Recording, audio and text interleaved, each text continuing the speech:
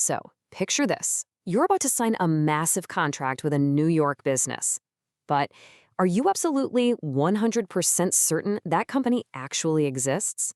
Or, maybe you're wondering if that brand new vendor you found is even legally allowed to operate right now. Have they had their authority suspended? Entering into any sort of business relationship without actually verifying the entity first, well, it's kind of like walking into a maze blindfolded. The stakes are incredibly high here. Partnering with a fraudulent or suspended entity can expose you to some really serious financial and legal risks. Welcome to this explainer. Today, we're basically going on a corporate detective mission. We are going to completely demystify the New York Department of State Business Entity Database. I'm going to show you exactly how to look up an LLC in New York, and the best part, it is completely free. So whether you're conducting due diligence, maybe researching some local competitors, or exploring a new business partnership, this is absolutely the ultimate playbook you need to verify business legitimacy. All right, so here is our roadmap for today.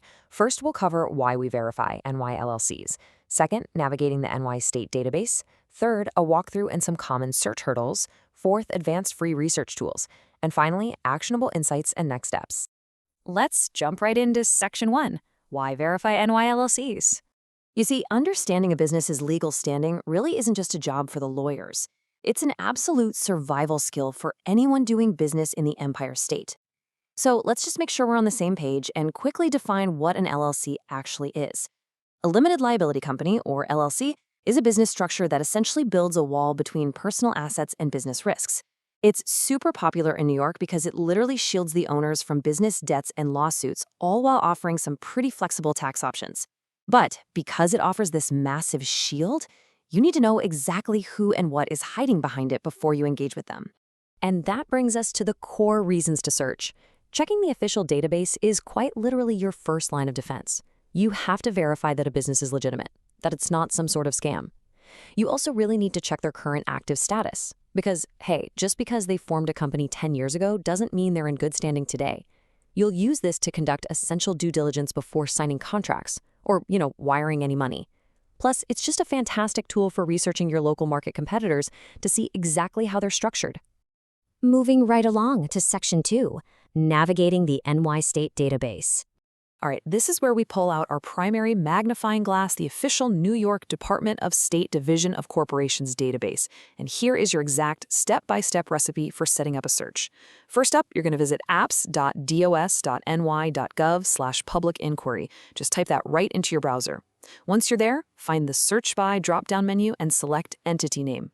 Now, for the search functionality, you'll want to choose base word, and trust me, I'm going to explain exactly why that is so crucial in just a second. Finally, filter your results by selecting Limited Liability Company from the entity type list, and hit search. The whole thing is totally free and gives you real-time data. Now for Section 3, walkthrough and search hurdles. Okay, let's do a little field training, because there is a major gotcha hidden in the New York database that you absolutely need to know about. The system's search algorithm gets incredibly confused by punctuation and suffixes.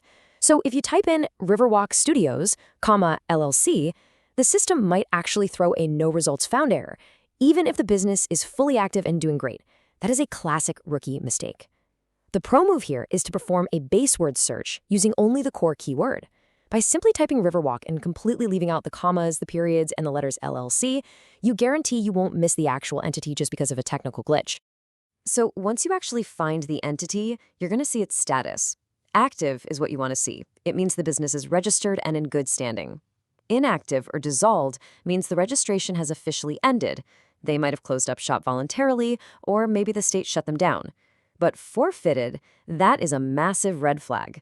This means they have lost their good standing, usually because they completely failed to pay taxes or file mandatory reports. You absolutely want to hit the pause button before doing business with a forfeited entity. And speaking of red flags, get a load of this surprising number, 120. In New York, when you form an LLC, you are legally required to publish a summary of your formation in 2 designated local newspapers for 6 consecutive weeks. Then, you have exactly 120 days to file a certificate of publication with the state. If a business fails to do this within that 120-day window, their authority to carry on, conduct, or transact business is instantly suspended. So while they technically still exist legally, they actually cannot enforce contracts or initiate lawsuits in New York courts until they fix the issue. So always check their filing history for that certificate of publication. Let's head into Section 4, Advanced Free Research Tools. We are going to level up your detective skills right now by exploring some complementary databases that go way beyond that basic Department of State search. The real magic of looking up an LLC is synthesizing information across multiple registries. For example, you can use the NY Tax Warrants database to see if a company is sitting on major unpaid tax debts. You can also check the Seniority Online UCC site to dig up financial encumbrances and liens. Just a quick tip, though, a UCC search requires using the exact debtor name, so keep that in mind.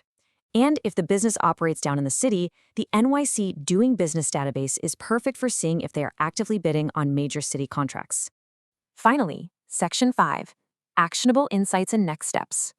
So how do we take all this raw intel we just gathered and turn it into real-world, smart business decisions? Well, it's all about looking for correlations. For instance, an LLC might look perfectly active on the main state site, but then a quick search of the tax department reveals they actually have massive open tax warrants. Or maybe you notice they're missing their biennial statements. In New York, every LLC has to file a really simple statement every 2 years just to update their contact info, and it only costs a $9 fee. Think about it. If a company can't even be bothered to pay a $9 fee to stay compliant with the state, how reliable are they really going to be as a business partner? And this brilliantly brings us to another deep research tactic: cross-referencing addresses. Take a close look at the Service of Process address on the state portal. This is where official legal documents get sent, and it's usually a professional registered agent.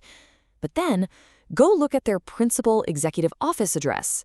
If a company claims to be this massive, booming commercial enterprise, but their principal office resolves to, say, a tiny residential apartment, it might indicate that they're prioritizing anonymity, or that they just completely lack the physical commercial footprint they're claiming to have.